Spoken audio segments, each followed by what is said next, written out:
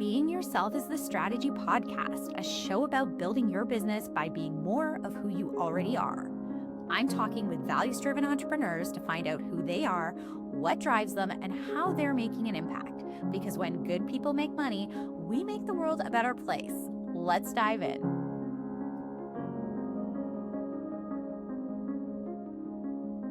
Hey everyone, I'm your host, Emily Lauren Dick. Today we have Alexandra Raquel Hughes on the show. She's the founder of the brand Conectada, and I'm so excited for you to meet her. Thanks for being here, Alex. Oh, thanks, Emily. I'm so excited and honored to be on your podcast. I'm so excited to dive in. So let's just do this. We often define ourselves by what we do. Instead of asking you what you do first, I'm going to ask you who you are aside from what you do as a business owner. Thanks for mirroring that question. Very difficult question, but I like asking it better than I like answering it. But I have had practice. So where you find me today, and I think with women, they evolve over time and sometimes over the course of a month or a day for that matter. But right now, I find myself kind of at a threshold in the middle of, let's just say, a new becoming or a rebirth, where I'm laying something to die and actually quite terrified at the rebirthing of something new. I am a mother. I'm a daughter. I'm a friend. I'm a lover and worshiper of the sun and the moon and the earth. And I'm also someone who has really felt things very deeply in my life, possibly too deeply for the world's standards, and spent a long time learning that this was not a weakness or a flaw. This was actually my medicine, the intuition, the sensitivity, the empathy. I'm a Pisces and a Capricorn through and through, which means that I am both grounded and determined, and I'm doing the sort of the slow, long game, serious work of building something, which is Conectada. And I'm also a dreamer and in love with love and very kind of, like I said, sensitive and spiritual. So I'm all of that. I'm a storyteller and a ceremonialist who's fascinated with goddess culture. And I think it's worth noting, because we're going to dive into this a little bit, that I'm also a woman who has sat in enough darkness. Stop being afraid of it, even though I hate the discomfort and the heartache and the actual pain that comes along with it. It's, I know it well. And that's why I do the work I do, because each time you go through that, you step out a different version of yourself. And I think that also before I had a title, I was curious. I was always a seeker, always asking questions, and always someone who knew. And I think even though I possibly couldn't explain it, and much thanks again to like the Indigenous elements of my upbringing, I always kind of knew that there was another way and that there was something off and that things didn't quite sit right in the way that the average Joe and Jen were living their life. So Love that. there's my...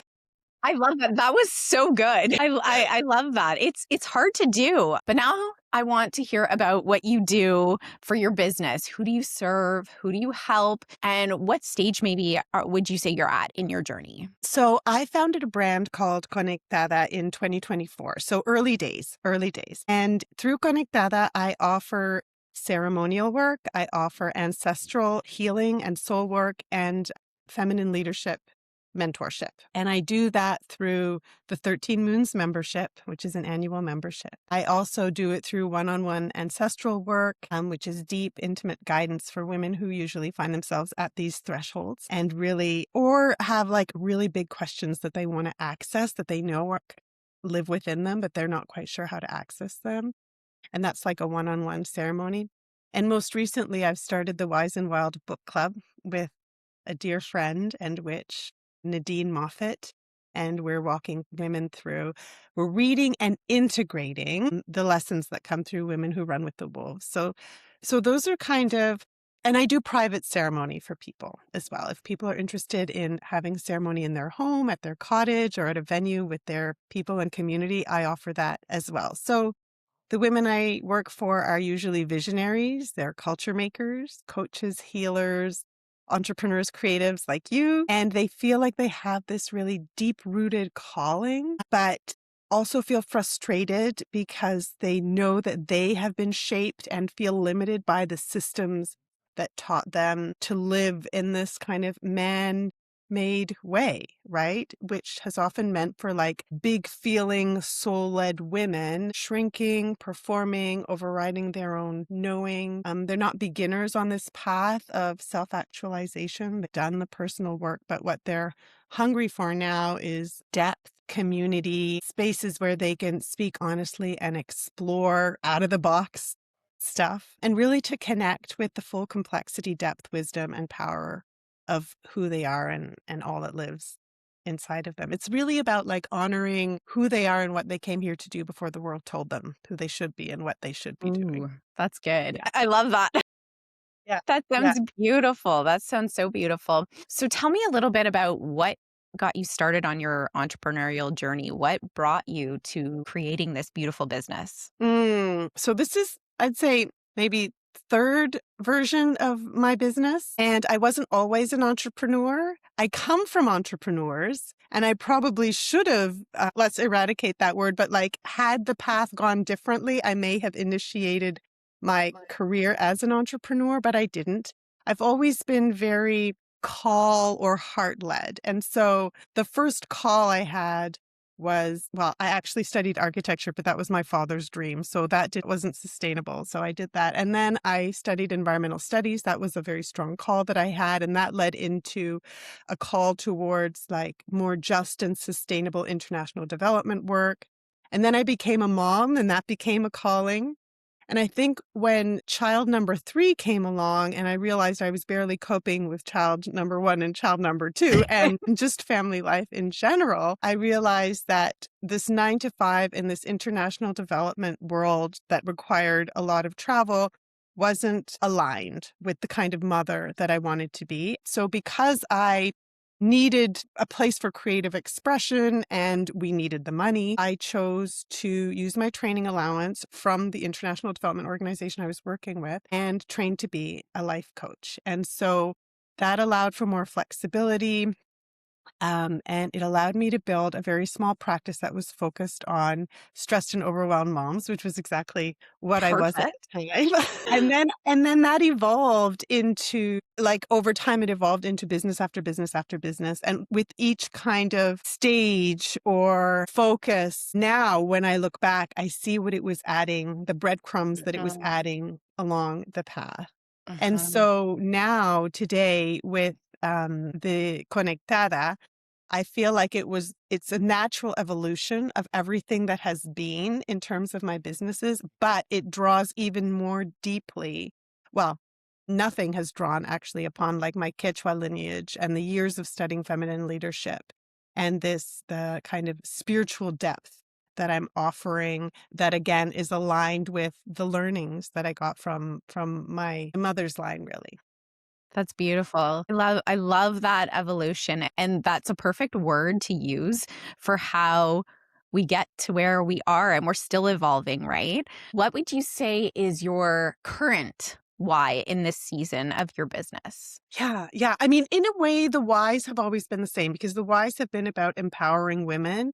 But Mhm. I think now I can very sort of specifically say that the reason Conectada exists is because I watched over the course of my life brilliant women, and these can be my ancestors, these can be my mentors, my friends, and myself shrink and dim their voices and contort themselves to say what they thought should be said, to teach what they thought should be taught, to contort themselves, basically, to fit into these systems or these definitions that were never built for us. And so my why is really the woman who knows she's got medicine to offer, but's constantly second guessing herself.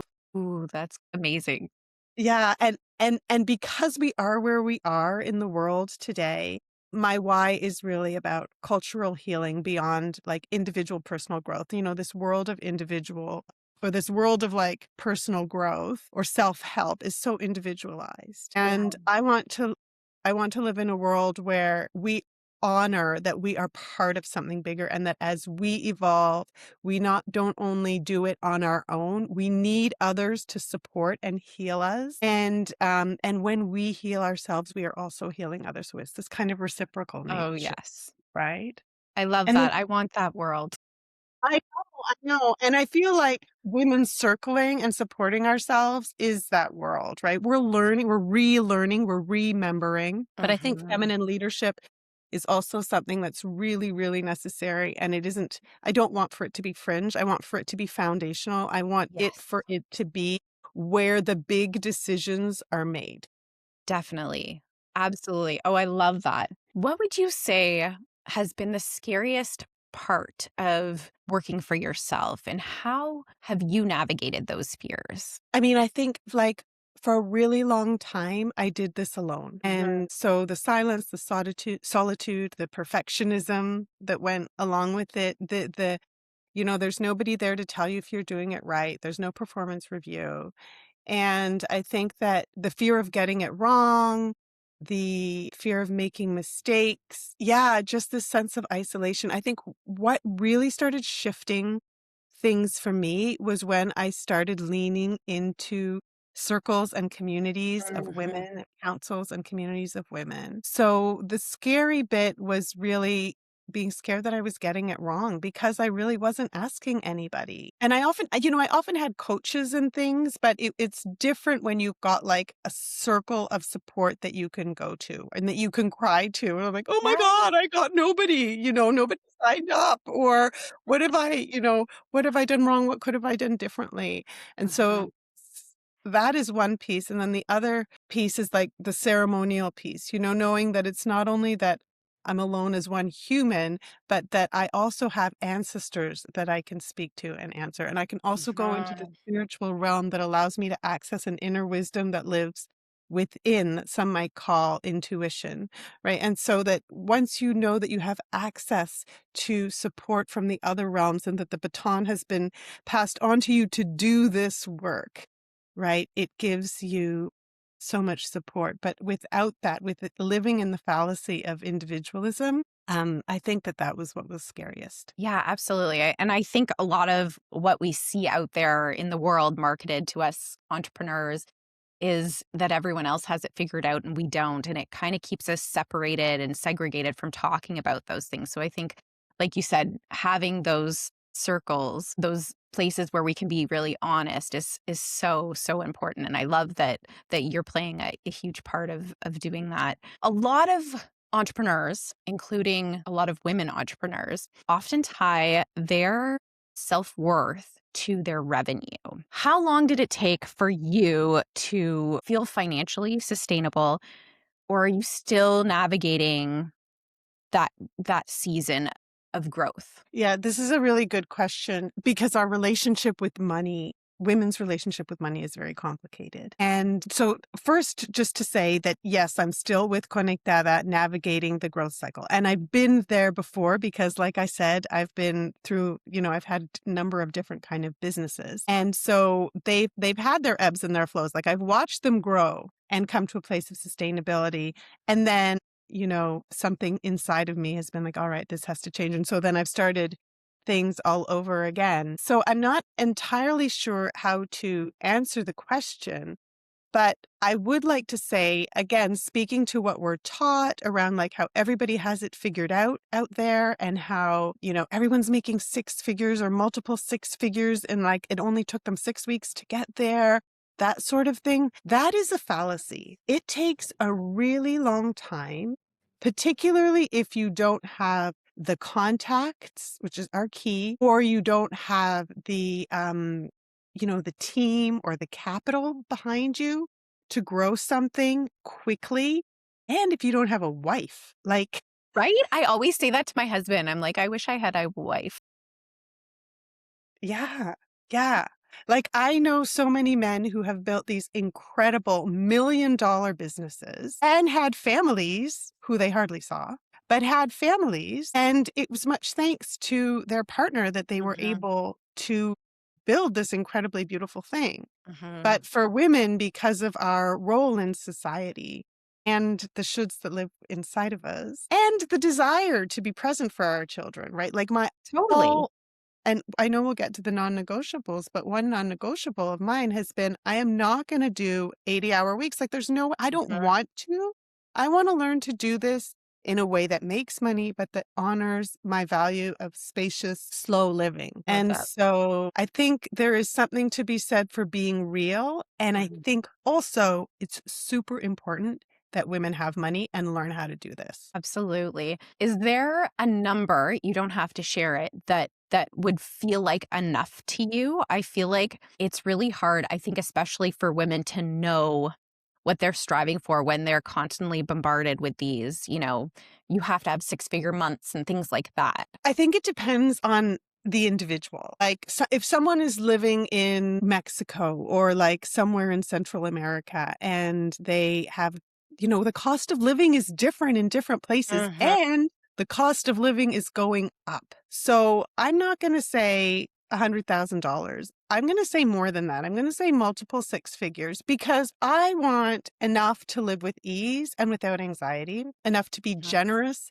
in the way that I support my children and in the way I support my causes, the causes that I believe in. I want to have enough money so that the first filter through which I make decisions for my work, like the investments that I make, isn't money. Like I don't feel limited by that. Yes.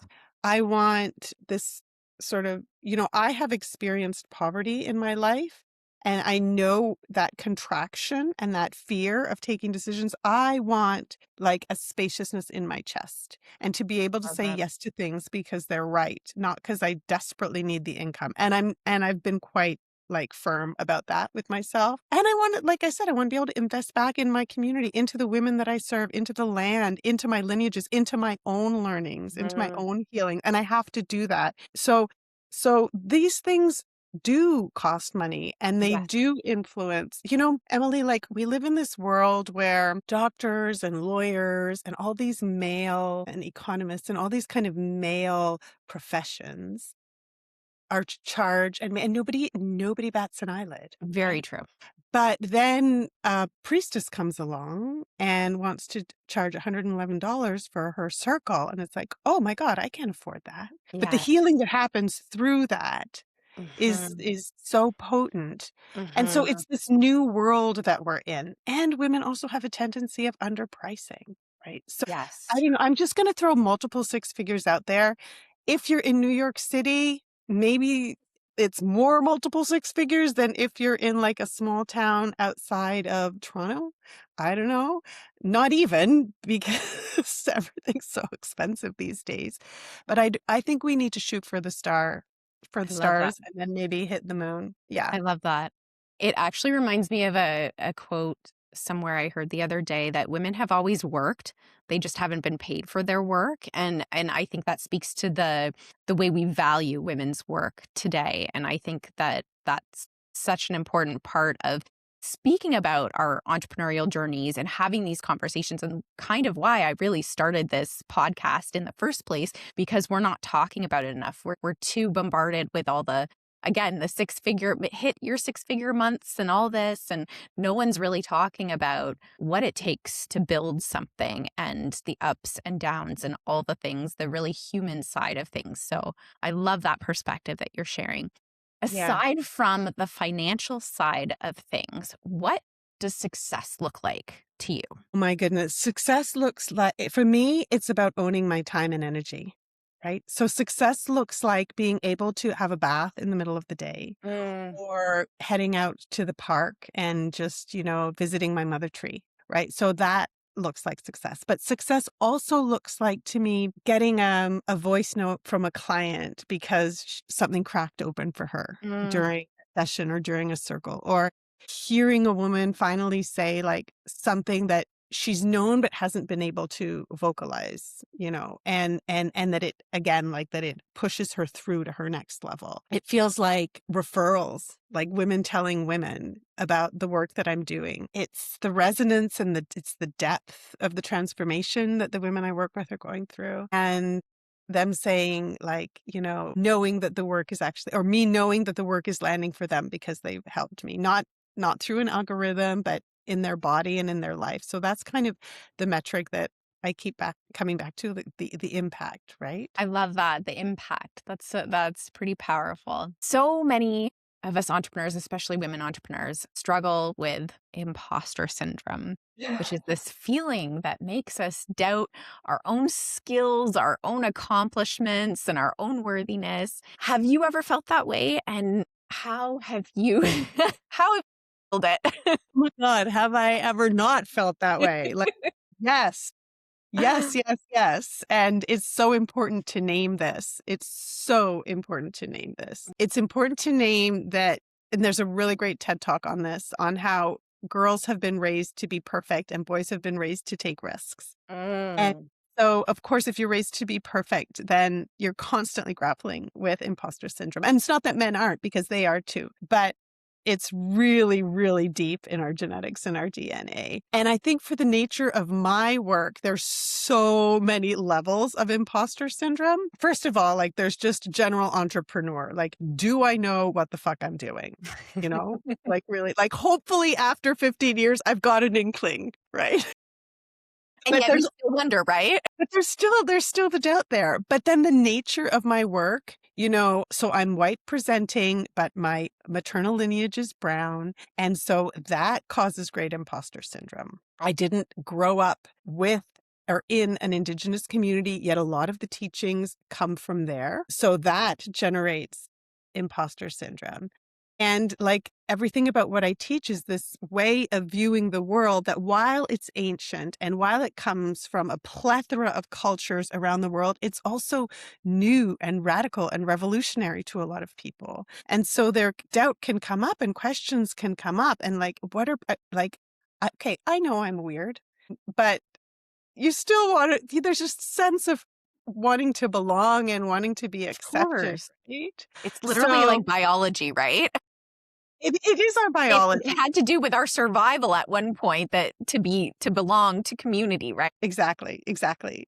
That's exactly it, right? So you want to belong and you want to fit in, and it's a leap to do something that's so radically different, and to stand at like the work that you do, right? Like to stand in your brand and to stand in your values, and like despite the imposter voice like coming at you, you know, just to be there. But I think that what I've come to understand is that the question itself is around whether or not I'm doing the right work, right? And I think if women don't ask that question, that's when it becomes a problem, right? Yes. Like, um, I navigate this whole imposter syndrome piece by coming back to my practice, to my ceremony, to my community, to my ancestor, to my own council of women who I lean in on. And that I think that's kind of, and they'll always say, yes, we all have imposter syndrome and you're doing what you're supposed to be doing. Keep on going. Speaking to wanting to fit in, has there ever been a time in your business journey where you felt like you had to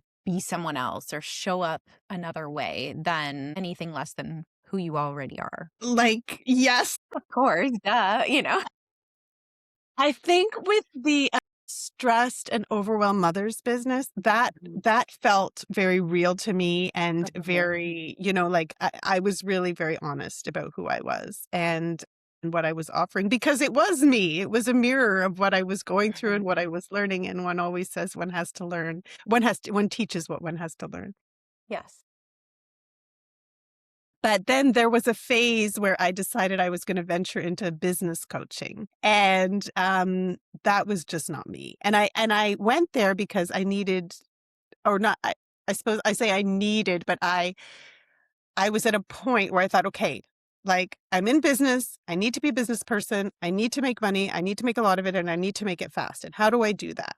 By becoming like a B2B, business to business service provider, and and there were things that I was good at, right? So I stepped into that and I started teaching women how to do a particular funnel and I was supporting mothers who wanted to build businesses in the little amount of time that they had. Yeah. And so there was a commitment there, but a lot of like the prescriptive pieces didn't align necessarily with me. And I've used, you know, I have done marketing and I have done copywriting and branding. And you know this because I dipped my toe into it for like a significant amount of time. So I know, you know, what the language to use, the aesthetics to use, you know, how to please algorithms, these sorts of things. And so I've been there and I've played the game and it worked Yes. sort of, right? But it also felt completely hollow. Mm-hmm. So when I stopped trying to manage how people received me and started trusting that the right people would find me, the Uh-huh. work became more alive. I love Yeah, yeah, the work became more alive, and also and I feel think good, right? It started to feel good. and that's when you become magnetic to the right people, when you Mhm. begin to align your values with what you're offering. Love that. So, how do you show up as your true self today in your business? What are some of the ways that is 100% Alex? How do I show up in my business? Well, I'm blatantly honest about Love where it. I am and what I'm up to. Possibly too You can much. never be too honest. Give it twos. I also like I walk my talk, Yes. I follow the lunar rhythms. I listen to my body when I'm tired. I mean, we're all human and we all are like, part of this patriarchal system. And so we've all been conditioned. But really, for the most part, I seek to live this body first life, honor the cycles within and around me, and to practice relational business and the qualities of feminine leadership. It really is about leading from my practice and not from performance or from uh, should. So I Mhm. built Conectada in a way that it's not only about what I offer, but it's about how I offer it. And all of it reflects my values. So sometimes it's messy and sometimes it's evolving, but I'd rather be real than polished, I guess. Love that. As we go through these evolutions as business owners, there are things that happen. I don't like to call them mistakes 'cause I feel like we always can learn something from things. But what mistakes would you say you've made on your journey, and how have they shaped you into the person you are today as a business owner? Oh my goodness, like so many mistakes. I mean, saying yes to collaborations when the time was to actually focus on my own work. Like, in fact, the focus piece is something that took me a really long time to learn because, and a lot of entrepreneurs and creatives are like this, right? We've got 1,001 ideas, and mothers are so good at multitasking.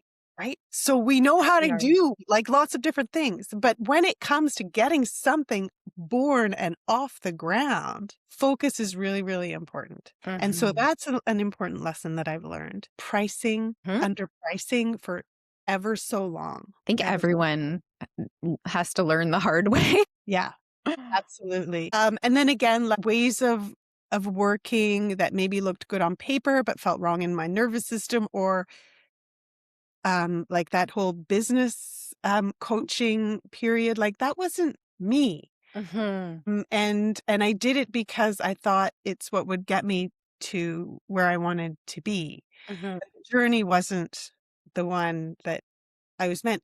And I learned that, and I learned that I knew enough about business that I could teach it because Yes. there were positive results on the other end, right? So it's so true. Like mistakes are opportunities for learning, Yes. and like I mean, we've heard it all I love that. before, but dispersing one's energy taught me to focus. Doing the business coaching work taught me that it's not for me, that I Mhm. need to be art led because that's who I am, and that I know enough about business and that I'm a good coach. Right. So like there's always, always, always lessons. But again, following the right prescription and looking outside for answers. That's like if I could put all the mistakes under one little umbrella, it would be under that one. I love that.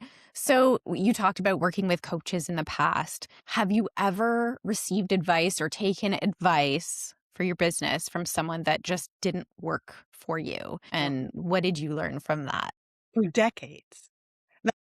Yeah, I'm not going to say decades because I haven't been in business for decades, but I've been in business for like a decade and a half. But for, in the beginning, well, also like the coaching world and the business world have evolved, right? So Yes. in the beginning, the people who were on offer to support us were head up coaches. And I was a head up coach. I trained to be a life coach. And at that Mhm. time, it was all about mindset work, right? And cognitive behavioral therapy. And so in many ways, those were the people who were available. And so I would try to find like mothers or women coaches.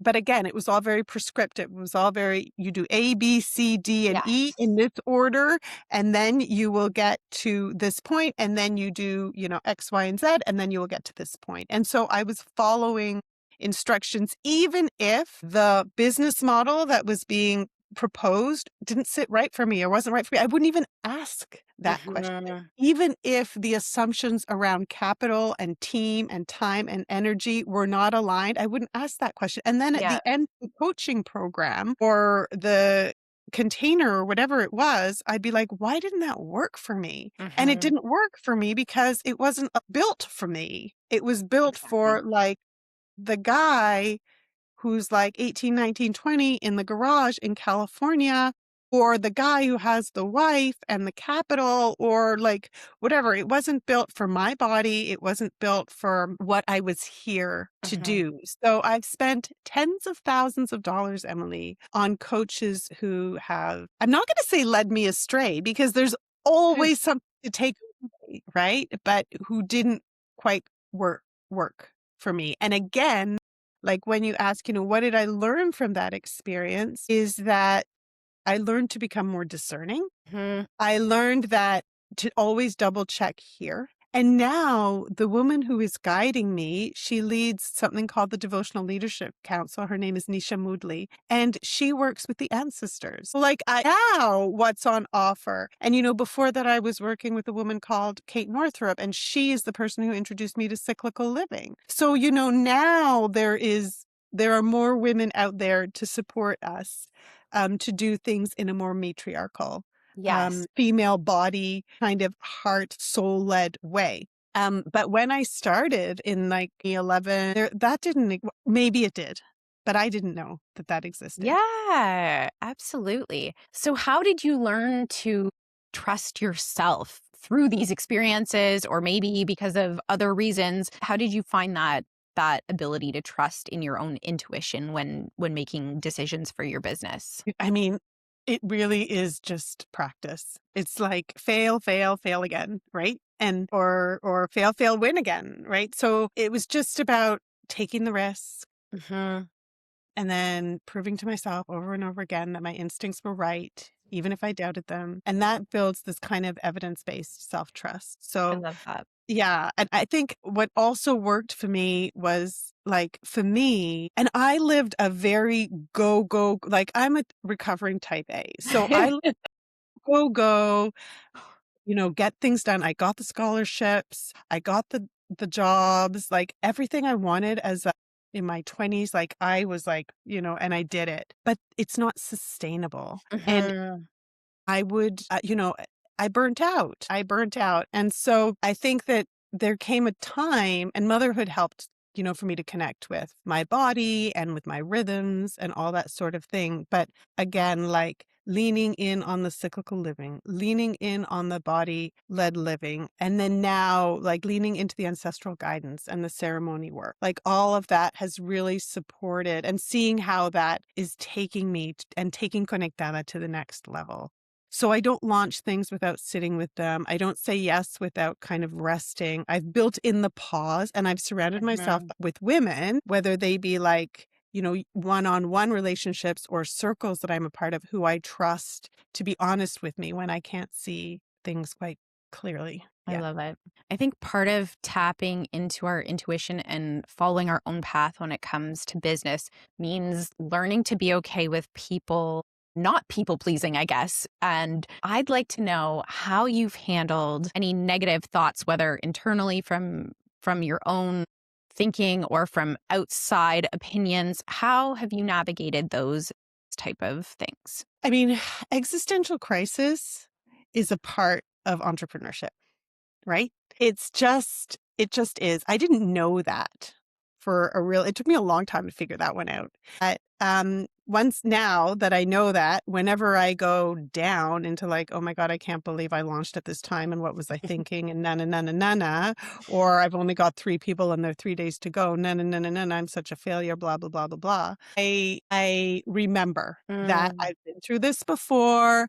This is part of the journey. And the other thing is that I'm just inherently um, a forever optimist. Like, it's a I good love thing that. and it's not a good thing. I think Same, you kind of right? have to be, right? You kind of have to because you have to be your biggest fan, right? Yes, You absolutely have absolutely. to be your biggest fan. And you have to surround yourself with big fans. So Mhm. I'm very discerning about who I speak to about my business because my business is way out there, right? Like, not everybody comes in circle and invites the ancestors in. So it's Yes. just, I think that I'm quite discerning about who I speak to, about who I go to for counsel and who Yeah, to, and always, always, always like listening inwards. But so I kind of protect myself from the negative I think and I that's good. learn Yeah, how to process the existential. perfect. What? I love it. I love it. So what would you say are some of your like non-negotiables or like hills to die on when it comes to your business? Yeah. Well, okay. So the biggest hill to die on for me is not doing the hustle and grind. I absolutely refuse, not only because it's unpleasant, but because it actually holds me and my business back. Like I need the rest phases. They're sacred for me. Mm, It's when the best ideas and the clarity is born, right? absolutely. I can't do small talk and Oh, superficial I hate small transactional talk. relationships. That's actually another reason I started this podcast because I was tired of like people wanting to do coffee and networking chats. I'm like, can I just like ask you all these like deeply personal questions instead? Yeah, let's get real, right? Like, let's just get real. I just don't have time or energy for it. And frankly, I'm not good at it. Yeah. So I think like honest relationships in business and in life, I'm also become very discerning about what I say yes to and what I say no to, right? Hmm. And I'm learning now through my own ancestral training work to keep the ancestral thread alive, right? So So good. nature, art, ritual are also other things that help me and that I weave it. I'm just so like unable to function in this patriarchal paradigm. Yeah. So like I've got lots of non-negotiables. I hear you. I love that. And it's important to have them. I think the hard thing for me in discerning, like what's comfortable and what's not comfortable is that growth sometimes comes from a place of like stepping outside your comfort zone a little bit and trying to figure out what is like a non-negotiable, like am I overextending myself or is this something that I have to stand hard and fast on? Tell me a little bit about sometimes where you've had to stand outside your comfort zone and how do you handle that type of discomfort when it comes from a place of growth and good intention. I have become very good friends with tears. I love that. I'm a crier anyway, but Mm. to not see it as like I'm a water witch Yeah, and I'm a crier. you got to So feel it, right? you got to feel it. You got to process it out and through your Mhm. body. And the same is true for rage. I'm not good at rage. I'm not good at getting angry. I'm in love with love, right? So this is my cutting edge work right now is like to really come in touch with the rage that sometimes comes along with that discomfort too, like the frustration Yes. that I'm not where I want to be because I'm doing things slowly or because nobody Mhm. understands the work that I want to do. And so part of it is educational as well as like invitational. And so you know, it's kind of the same answer to the first point, like, who am I? I'm a woman who knows how to be in the dark, Mm, I right? love that. So it's so fucking uncomfortable being in the dark. Right? It's But you got to so sit there. knowing. Yes. So there's also something I think about handling the discomfort is about trusting, and that's so hard. It is hard. Like not Very hard. knowing where we're going, where we're going to be, what's going to happen. Yeah. Totally. I love that. So I want to know who's on your support team, whether it's an employee that's working for you, a therapist, a coach, a circle, who helps you be your best self? I've got a massive team. How Right. long? I know. Same. So I have my therapist, my somatic therapist. She's wonderful. And I talk to her once a week. I have a physiotherapist who keeps my body strong and Yeah. who's also covered by insurance, which is a wonderful thing. And I'm going to put her on my support team because, I think when our bodies are strong as women, something shifts. Something shifts. And I've noticed it myself. So I have an acupuncturist who keeps my hormones kind of sort of steady. Sort of. Yeah.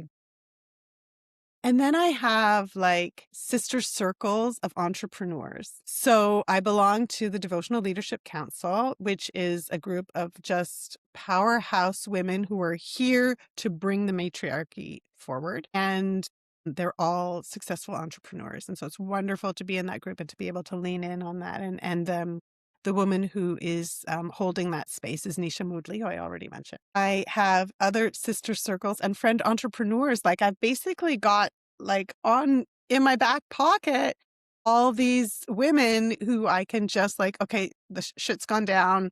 What do I do? What do you think? Or can you just listen to me vent? Right. I love it. And So then important. so important. Like again, like that isolation piece, that individualism piece, we need to The step. patriarchy wants us like competing against each other, right? So we need to help each other win. Yeah. We I need to love it. lift each other up. I And love then it. the other piece is the ancestral piece, right? Like Mhm. really knowing that they are there and that they're excited about the work that we're doing and that they're like, yes, it's time. You go, girl. So feeling into that. And I think that Indigenous cultures have known that and know that, but that we have somehow managed, again, to isolate ourselves Yeah. in the material, right? And Mhm. forget that our ancestors live in our cells and in our bones. And I believe in spirit as well. So I'd say Love those so make up. important. So important. I want to add actually my kids Oh, because I love that. supportive of my business as well. And Yeah. that makes my Beautiful. heart sing. Yeah. Absolutely. So you've got your support system, your support people. Tell me about some of the systems or strategies that you use in your business to make everything work for you. Okay. Because so much of this is intuitively led or relationally led, and that's the feminine in my world, like I use this Jungian concepts of feminine and masculine, right? Or we could, if we were to, and I don't know very much about Asian culture traditions, but we could call it the yin and the yang, right? So it's not Mhm. about whether you're male or female, man or woman. This is an energetic piece. So if the feminine is leading and kind of giving me guidance on what to do next, in order for that to be able to flow, and we can think of the feminine as like being the water and the Mm, masculine being the riverbed. I need a really strong and structured riverbed, particularly because I'm not doing this like full time at the moment. I need systems and structures that work. We can just talk about like, having an easy website that you can update regularly in the simplest of ways, mhm. having easy email management system that you know how, and then having that regular day when you write, like having the schedule. This week I'm writing my email out. This week I'm pitching my podcasts, or sorry, this day I'm doing this day I'm doing that. So Yes. structure and knowing what you can automate as well, Mhm. right? So And helpful. yes, and now I don't have anyone to delegate to, but in my previous businesses, delegation was also really key. Right. So Yes. there's all of that kind of the back end stuff that you want to be working. You don't want to be spending your time on creating a new invoice for every new person, or you want it all to kind of flow automatic, right? So that Yes. you don't have to be there, and knowing when to hire, Yes. right? Knowing when to hire. But then the other piece is having like, for me, this is important. And I know some people have different ways of, like some people, like I've met people who are like, oh yeah, okay, this is the way forward. Or that's your Yeah. question. Here's the answer, right? No, I need space and Yes. time to process. And so that also needs to be a big part of. Yeah, that's a system, right? That's a process, right? That you Yeah. need.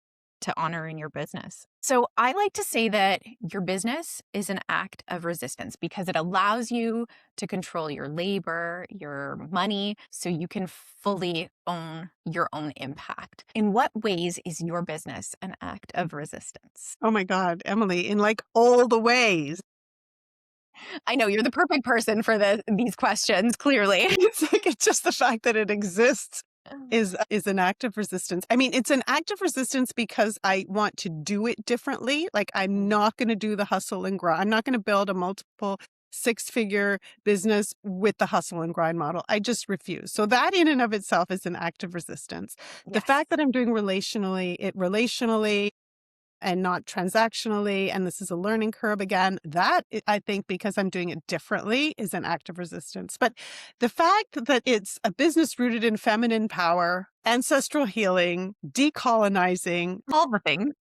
our understanding of leadership, that is all very disruptive, So I'm not optimizing for growth at all costs. I'm optimizing for depth and integrity, sustainability, matriarchy, or like exploring matriarchy. And I refuse to extract from the women that I serve, right? And so I refuse to build on these patriarchal models of scarcity and urgency. And the work that we do in ceremony and in circle is also resistance because we are remembering who we are and where we come from, that we're cyclical, that rest is sacred, that our bodies know things that the system tried to make us forget. And that in and of itself is pretty radical. So Yeah, I love that. Pretty powerful. I'm actually a member of Alex's 13 Moons community. And Alex, I want you to share for our listeners how they can work with you, what you're working on right now, all the things. Moons is my baby. Join us. Come join us.